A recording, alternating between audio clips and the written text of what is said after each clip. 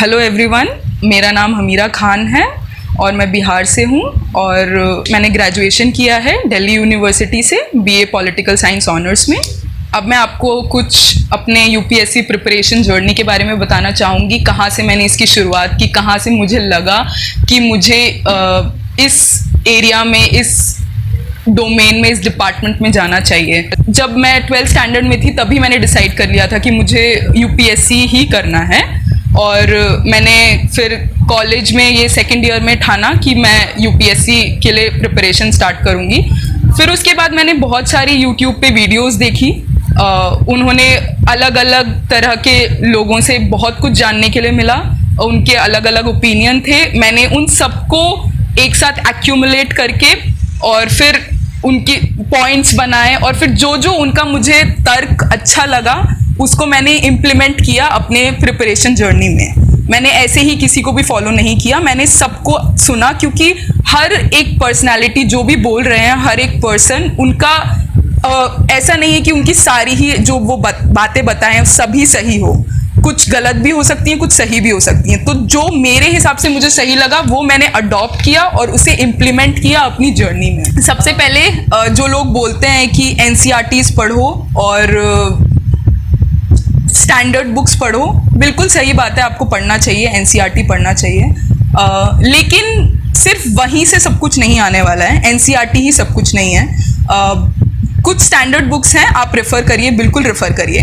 किसी चीज़ को रटना नहीं है, आपको समझना है, क्योंकि जो यूपीएससी है वो बहुत ही कॉन्सेप्चुअल क्लैरिटी डिमांड करता है आपसे। वो ये नहीं डिमांड कर रहा है कि किस स्टेट का कैपिटल क्या है, उसको उससे कोई मतलब नहीं है। वो रट्टाफिकेशन पे, मगिंग अप पे विश्वास नहीं करता। वहाँ आप चाहे कितना भी पढ़ के चले जाएं, it's an ocean, UPSC is an ocean, it has no end. तो आप कितना भी प्रिपरेशन करके चले जाएं, आप कभी भी ये महसूस नहीं करेंगे कि हाँ आज मैं प्रिपेयर्ड हूँ फुल्ली और मैं ये एग्ज़ाम दे सकती हूँ या दे सकता हूँ। तो ये इसका कोई एंड नहीं है। तो बिल्कुल एनसीईआरटी बुक्स पढ़िए। अगर आपने क्लासेस अपने 7th 8th स्टैंडर्ड में, अगर आपने 9th स्टैंडर्ड में नहीं पढ़ी है बुक्स, तो आप बिल्कुल पढ़िए, उनको रिवाइज करिए और समझने की कोशिश करिए उनके कॉन्सेप्ट। सबसे पहली जो गलती बच्चे करते हैं वो ये करते हैं कि वो सिलेबस ही नहीं देखते हैं। तो सबसे पहला पॉइंट है, आप सिलेबस देखिए, बिल्कुल देखिए, और उसको आपको रटना नहीं है। आपको पहले ऐसे लगेगा सिलेबस देखकर कि ये तो हम 50 साल के भी हो जाएंगे तो भी हमसे ये सिलेबस कवर नहीं हो पाएगा। तो ऐसा कुछ नहीं है। आपको सिलेबस सिर्फ वो चीज़ें देखने, वो टॉपिक्स देखने जो इम्पॉर्टेंट है। सब कुछ नहीं आने वाला, वो टॉपिक्स सब कुछ नहीं आने वाले। क्या आप करंट में चल रहे हैं उससे आप स्टैटिक को जोड़ने की कोशिश करिए। जो भी करंट में चल रहा है, आर्ट एंड कल्चर में भी अगर मोहनजोदारो की साइट पे कुछ मिला है तो वही चीज़ वो स्टैटिक में से भी, मोहनजोदारो में से ही पूछ लेंगे आपसे। तो आप करंट पे ध्यान दीजिए, न्यूज़पेपर्स पढ़िए, वही चीज़ स्टैटिक से आती है। ऐसा कुछ नहीं है कि वो कहीं और से दे देंगे। न्यूज़पेपर पे पूरा फोकस करिए।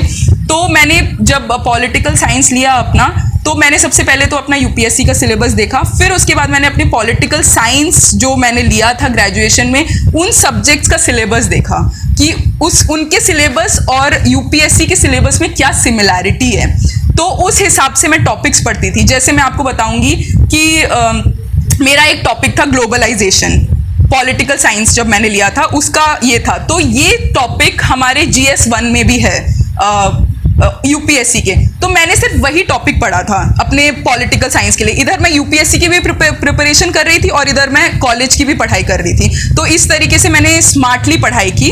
तो आप भी ऐसी चीज़ें फॉलो कर सकते हैं। आप मॉक पेपर्स करिए। मॉक पेपर्स करना बहुत ही ज़रूरी है। अगर आप मॉक पेपर्स नहीं करेंगे, आपको कुछ नहीं पता चलेगा कि आपने क्या पढ़ा, क्या रिटेन किया, कुछ आपको पता नहीं चलने वाला।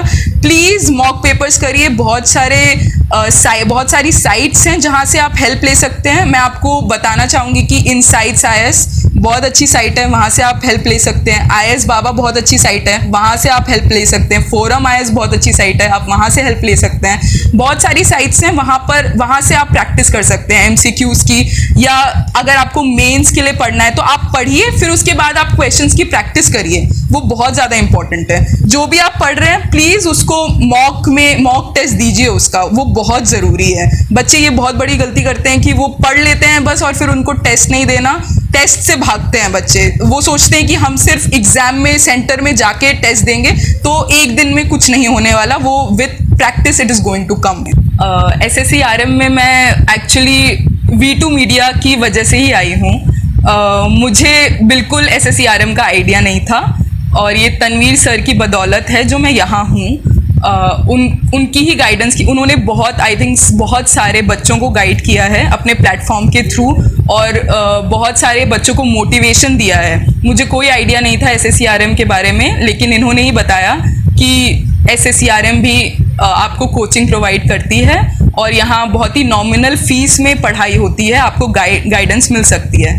तो मैंने फॉर्म भरा और फिर उसके बाद मेरा क्लियर हुआ और आज मैं यहाँ आपके सामने हूँ। तो यहाँ जब मैं आई, यहाँ का management department, faculty, Tasneem Haider sir हों या सदफ मैम हों या चेयरमैन सर हों, उन सब ने बहुत ही बच्चों को मोटिवेट किया है। उन्होंने बहुत अच्छी तरीके से गाइड किया है। They have been very kind, बहुत ज़्यादा उन्होंने they have been very humble. उन्होंने कभी भी, मुझे आज तक शायद याद नहीं है कि उन्होंने कभी ऐसी कोई बात की है जिससे मैं डीमोटिवेट हो जाऊं। उन्होंने हमेशा बच्चों को ये कहा है कि आपसे हो जाएगा। और तस्नीम हैदर सर की मुझे अभी भी बात याद है, वो हमेशा यही कहते हैं इंशाल्लाह आप कर लोगे, इंशाल्लाह आप कर लोगे। तो मुझे नहीं लगता उन्होंने कभी डिमोटिवेट किया और यहाँ मुझे हर तरह की सुविधा मिली है, किसी चीज़ में मुझे कोई परेशानी नहीं हुई है। जो भी यहाँ पढ़ाने टीचर्स आए हैं सारे ही मुझे लगभग बहुत अच्छे लगे। सेल्फ स्टडी तो खुद से ही करनी थी, पर पर्सनली मैं आपको बताना चाहूँगी, यहाँ ज्योग्राफी नरेंद्र सर ने पढ़ाया था और उनकी क्लासेस मुझे बहुत पसंद थी। उनके पढ़ाने का तरीका बहुत ही अच्छा था। ज्योग्राफी की classes I really liked personally. उन्होंने मेरे सारे बेसिक कॉन्सेप्ट्स क्लियर कर दिए। अब मैं कोई भी ज्योग्राफी की बुक उठा के पढ़ लेती हूँ तो मुझे कोई प्रॉब्लम नहीं होती है। अक्सर जो माता पिता होते हैं वो हिचकिचाते हैं अपनी बेटियों को घर से बाहर भेजने में। तो जब मेरे फादर यहाँ मुझे लेकर आए थे तो उनको भी ऑब्वियसली हेजिटेशन थी। एक गर्ल चाइल्ड जा रही है तो ऑब्वियसली इंडियन सोसाइटी में किसी लड़की को ऐसे मतलब घर से बाहर जाना बहुत बड़ी बात होती है।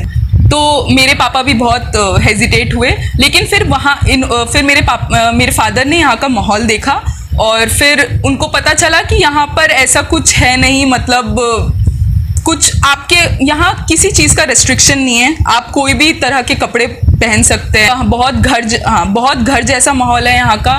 बहुत ही कल्चरली रिच लोग हैं यहाँ पर और बहुत ही रिस्पेक्टफुल हैं टुवर्ड्स विमेन। 2023 में अपना प्रीलिम्स दूंगी इस बार और ऐसा लगता है मुझे कि यहाँ जैसा मुझे गाइडेंस मिला है और गाइडेंस के साथ जितना प्यार मिला है उसके बलबूते पे मैं कोई ना कोई एग्ज़ाम तो क्रैक कर ही लूँगी। मैं ये नहीं बोल रही हूँ कि मैं सिर्फ UPSC क्रैक करूँगी, मैं कुछ ना कुछ कोई अच्छा एग्ज़ाम, कोई गजेटेड ऑफिसर बन सकती हूँ, कुछ भी कर सकती हूँ। तो मैं आपको बस ये बताना चाहती हूँ कि सिर्फ आप UPSC की तैयारी करते करते भी बहुत कुछ कर सकते हैं। सिर्फ एक UPSC ही नहीं है। सिर्फ आप ये मत सोचिए कि हम सिर्फ UPSC के लिए ही पढ़ रहे हैं, तो ऐसा नहीं है। आप हो सकता है कोई और एग्ज़ाम, आप बीच बीच में एग्ज़ाम्स देते रहें। अगर आप एग्ज़ाम देंगे तो कुछ बच्चे होते हैं जो फाइनेंशियली इंडिपेंडेंट नहीं होते हैं, तो अगर आप कोई एग्ज़ाम दे देते हैं या कुछ गवर्नमेंट जॉब लग जाती है आपकी और आप फाइनेंशियली इंडिपेंडेंट हो जाते हैं, फाइनेंशियली वेल ऑफ हो जाते हैं, फिर उसके बाद आपके लिए और आसानी हो जाती है UPSC की प्रिपरेशन करना।